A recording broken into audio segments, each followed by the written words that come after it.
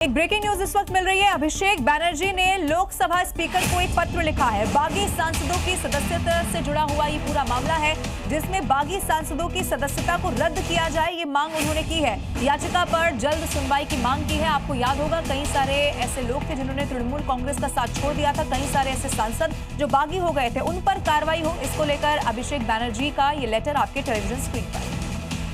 30 जुलाई से शुरू होने वाली पवित्र कावड़ यात्रा के लिए योगी सरकार ने एक नया प्लान बना लिया है। इसके बारे में आपको बताते हैं, क्योंकि इस प्लान के तहत कावड़ियों को एक तरफ सुरक्षा तो मिलेगी ही, तो वहीं दूसरी तरफ उनकी शुद्धता को बरकरार रखने के लिए बड़ा कदम उठा दिया गया है। और योगी के इस नए एसएस प्लान को जी न्यूज ने आपके लिए डिकोड किया है, जिसमें एक एस का मतलब है शुद्धता, तो दूसरे एस का सुरक्षा। इन दोनों ही मुद्दों पर योगी फुल एक्शन में है और इसलिए कावड़ यात्रा की शुद्धता और कावड़ियों की सेहत पर जोर है, जिसे लेकर रूट पर सभी दुकानदारों को पहचान वाले बोर्ड लगाने की हिदायत दी। तो वहीं खाद्य विभाग ने जांच शुरू कर दी है।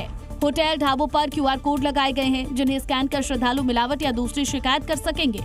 वहीं सुरक्षा को लेकर लगातार पुलिस का फ्लैग मार्च भी जारी है, तो शिवालयों के साथ ही कावड़ मार्गों पर पुलिस की तैनाती कर दी गई है। मंदिरों में व्यवस्थाओं के साथ कैमरों से निगरानी भी रखी जा रही है कि योगी साफ कर चुके हैं, कावड़ बेरोक टोक अनुशासित तरीके से निकलेगी। समाजवादी पार्टी कहती थी कावड़ यात्रा नहीं होने देंगे, शिव भक्त जाएंगे दंगा हो जाएगा। हमने कहा देखो रोक कोई नहीं लगाएगा, हम सुविधा देंगे और अनुशासित तरीके से शिव भक्त जाकर के कावड़ यात्रा निकालेगा। प्लान रेडी है, तैयारी पूरी है और अब इंतजार 30 जुलाई का है, जब देश भर में बम भोले का उद्घोष होगा।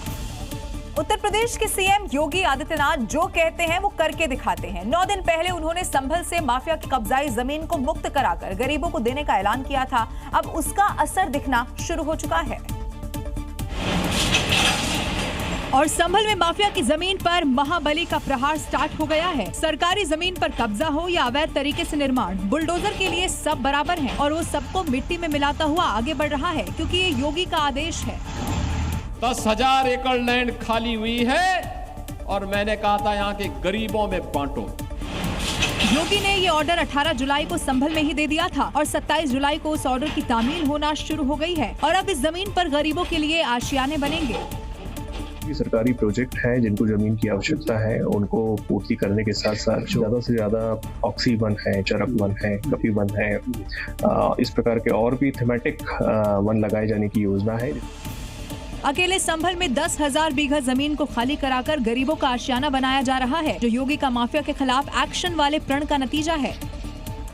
उत्तर प्रदेश की बात की जाए तो यहाँ पर कुछ भी अवैध क्यों ना हो, उसका इलाज योगी का बुलडोजर है। जहाँ पर भी कब्जा होता है वहाँ पर बुलडोजर चलता है और इसी महाबली के खौफ की वजह से अब गोंडा में बीएसपी के पूर्व नेता ने खुद ही अपना कब्जा हटाना शुरू कर दिया, क्योंकि वो जानता है कि अवैध निर्माण और कब्जा योगी राज में बर्दाश्त नहीं होगा और इसीलिए उसने तालाब की जमीन पर कब्जा कर बनाए अपने 2 मंजिला आशियाने पर खुद ही बुलडोजर चलवा दिया। देखिए कैसे आलीशान घर मलबे के ढेर में तब्दील होता जा रहा है।